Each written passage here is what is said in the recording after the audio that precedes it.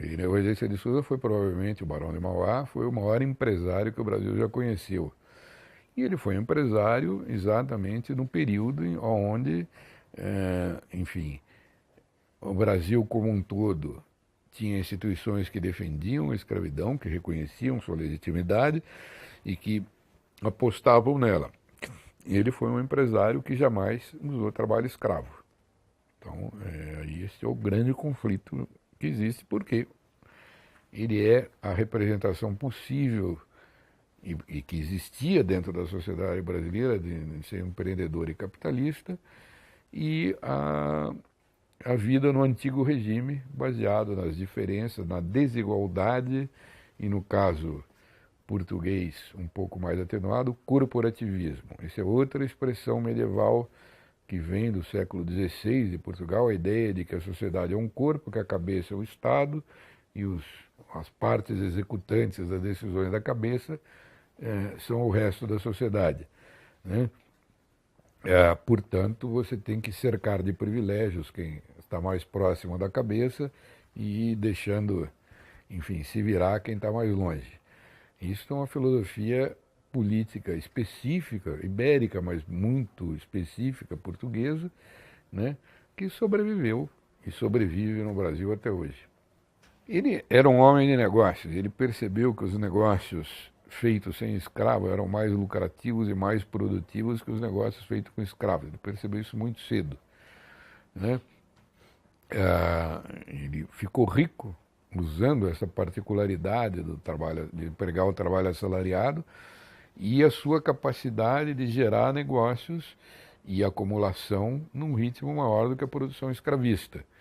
E fez isso no ambiente onde a maior parte das pessoas achavam que era o contrário, que a exploração do trabalho escravo é que fazia o futuro. Ocorre que essas pessoas que tinham esse tipo de ideia dominavam o governo no Brasil, né? Então não era uma questão apenas de privada, mas também uma questão de quais são as boas instituições para que o Brasil progrida.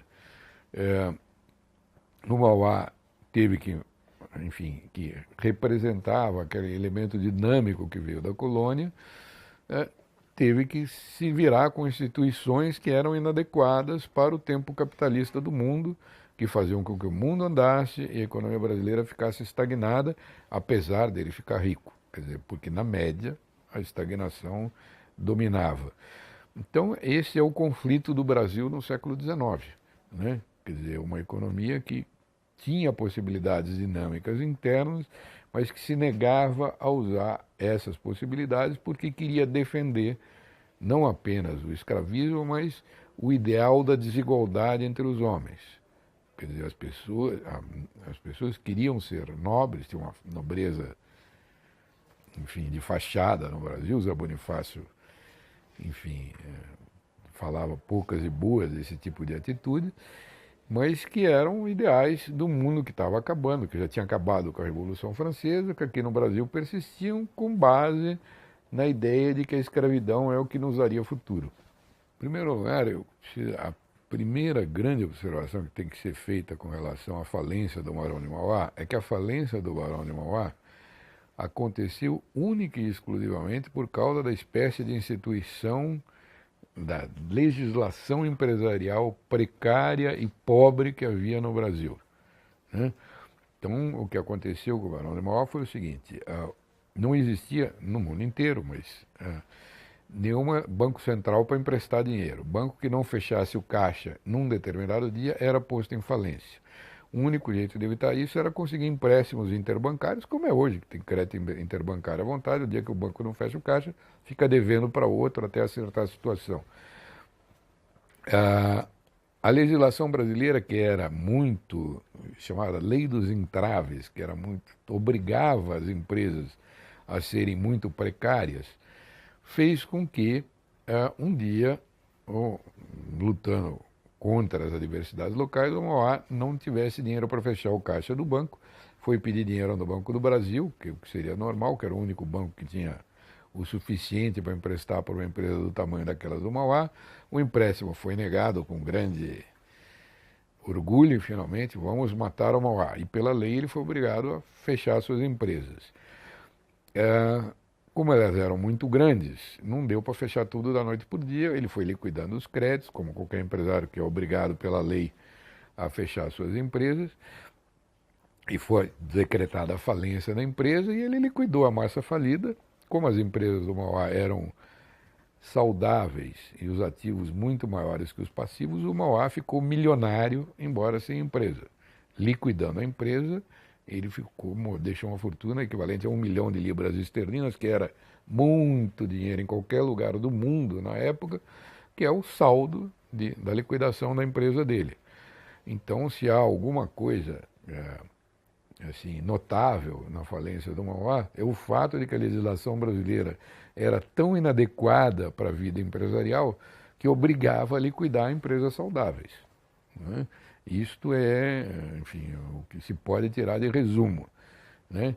E o fato narrado com grande orgulho de que, enfim, finalmente nos livramos dessa praga, que era um empresário desse porte, e que ele veio pedir para o Banco do Brasil, e não é função do Estado ajudar empresários falidos, é que a empresa, enfim, o empreendimento estatal do Banco do Brasil não era tão bom assim para fazer o progresso da economia e, enfim, serviu apenas, o ato serviu apenas para uma empresa saudável ser afastada do caminho.